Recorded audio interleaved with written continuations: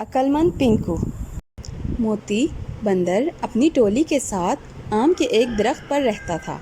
موتی بہادر اور سمجھدار مگر تھوڑا بھولا بھی تھا۔ تمام بندر اس کی عزت کرتے تھے اور اس کا ہر کہا مانتے تھے۔ لیکن ادھر کچھ دنوں سے سب بندر پریشان تھے۔ بات یہ تھی کہ آم کا پیڑ سوکھ رہا تھا، اس پر پھل نہیں لگتے تھے، پتے بھی جھڑنے لگے تھے، چنانچہ اس پر پیڑ پر رہنا بندروں کے لیے مشکل ہو گیا تھا۔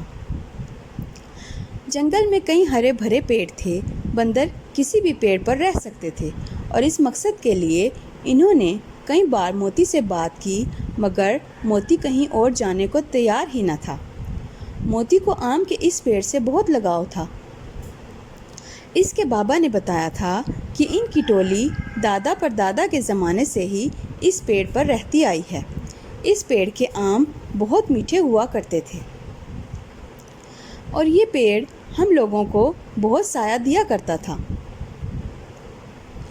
موتی کو اس پیڑ سے بہت پیار تھا، اسے چھوڑ کر کہیں جانے کے بارے میں وہ سوچ بھی نہیں سکتا تھا۔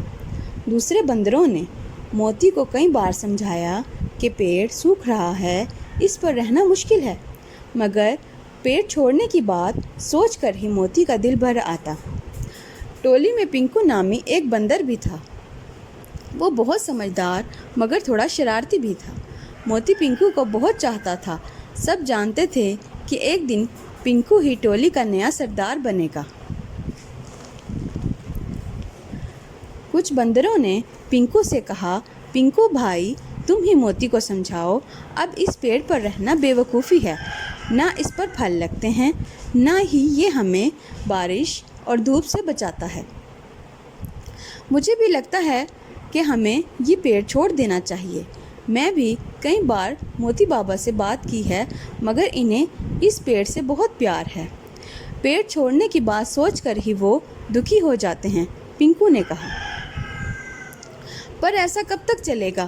بندروں نے اداس ہو کر کہا، بھائیوں، اس طرح دکھی ہونے سے کچھ نہ ہوگا۔ سوجھ بوجھ سے ہر مشکل کام کو آسان بنایا جا سکتا ہے۔ پنکو نے ان کا حوصلہ بڑھاتے ہوئے کہا، تم سب سے ہوشیار ہو، تم ہی کوئی ایک راستہ نکالو۔ سب بولے، گھبراؤ مت، میں سوچ کر کچھ کرتا ہوں۔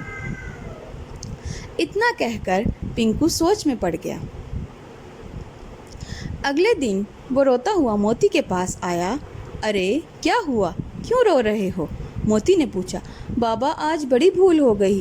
آج آم کھانے کا دل چاہا تو میں ندی کنارے والے آم کے باغیچے میں چلا گیا۔ ارے بے وقوف، تم سب کو کتنی بار سمجھایا ہے، ادھر نہ جایا کرو، باغیچے کے رکھوالے کے پاس بڑی بڑی لاٹھیاں ہیں، موتی نے غصے سے کہا۔ وہی ہوا بابا، ایک رکھوالے نے مجھے دیکھ لیا، مجھے لاٹھی سے مارا اور لاٹھی میرے ہاتھ پر لگی۔ لگتا ہے ہاتھ کی ہڈی ٹوٹ گئی ہے، پنکو نے بتایا۔ موتی نے پنکو کے ہاتھ کو ٹٹول کر دیکھا اور بولا، ہڈی نہیں ٹوٹی، بس تھوڑی سی چوٹ لگی ہے، ہاتھ پر پٹی باندھنے سے ٹھیک ہو جائے گی۔ موتی نے پنکو کے ہاتھ پر پٹی باندھ دی۔ 2 دن بعد پنکو اچھلتا کودتا موتی کے پاس آیا۔ اس نے پٹی گلے میں لٹکا رکھی تھی۔ بابا، میرا ہاتھ ٹھیک ہو گیا ہے، اب درد نہیں ہو رہا، پنکو خوشی سے بولا۔ وہ ٹھیک ہے، پر تم نے پٹی گلے میں کیوں لٹکا رکھی ہے؟ موتی نے ہنستے ہوئے پوچھا۔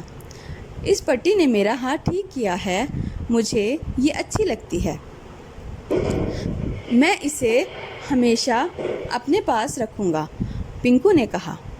عقل سے کام لینا سیکھو، ایک دن تمہیں اس ٹولی کا سردار بننا ہے، ایسی بے وقوفی والی باتیں کرو گے تو کون تمہاری عزت کرے گا، موتی نے سمجھایا۔ بابا، آپ بھی تو اس سوکھے پیڑ سے اتنا پیار کرتے ہیں، اب نہ اس پر پھل لگتے ہیں، نہ پتے اگتے ہیں، پھر بھی آپ اسے چھوڑ کر جانا نہیں چاہتے۔ بس میں بھی یہی چاہتا ہوں، اسے کبھی نہیں پھینکوں گا، پنکو ضد کرنے لگا۔ موتی سوچ میں پڑ گیا۔ وہ سمجھ گیا تھا کہ پنکو کی طرح وہ بھی بے وقوفی ہی کر رہا تھا۔ سوکھے پیڑ پر رہنا غلط تھا۔ سب بندر مشکل میں تھے، سب کسی دوسرے پیڑ پر رہنا چاہتے تھے، بس اس پیڑ سے دلی لگاؤ کی وجہ سے اس کو چھوڑنا نہیں چاہتا تھا۔ پنکو، تم واقعی بہت اچھے ہو، کتنی آسانی سے تم نے مجھے میری بھول کا احساس دلا دیا۔ ہم آج ہی اس پیڑ کو چھوڑ کر کسی دوسرے پیڑ پر چلے جائیں گے۔ موتی نے کہا، ایسا ہے تو میں بھی اس پٹی کو ابھی پھینک دوں گا۔ پنکو نے خوشی سے کلکاری مارتے ہوئے کہا۔ پھر اس نے کہا، بابا ایک بات کہوں، آپ غصہ تو نہیں کریں گے؟ بولو، کیا بات ہے؟ موتی نے پوچھا۔ بابا میرے ہاتھ میں کوئی چوٹ نہیں لگی تھی، بلکہ میں آم کے باغیچے میں گیا ہی نہیں تھا، سب ایک ڈرامہ تھا۔ پنکو نے کہا، پنکو تم بہت شرارتی ہو، موتی نے کہا اور کھلکھلا کر ہنس دیا۔ سب بندر آم کے اس سوکھے پیڑ کو چھوڑ کر چل دیے۔ وہ بہت خوش تھے۔ پنکو سب سے زیادہ خوش تھا۔ اپنی سوچ بوجھ اس نے ٹولی کو اس مصیبت سے باہر نکال لیا تھا۔ مزید اچھی ایسی کہانیوں کو سننے کے لیے چینل کو سبسکرائب کریں اور شیئر کریں۔ شکریہ۔